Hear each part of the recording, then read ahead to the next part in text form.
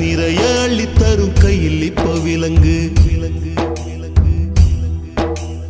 வைரக்கல்ல உப்பு கல்லு தப்பு சொல்லி வழக்கு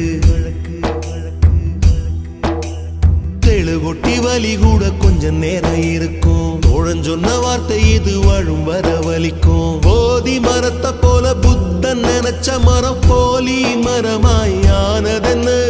10 தலைமுறைக்கு காவல் காப்பவரும் காவல் நிலையம் போனதென்னு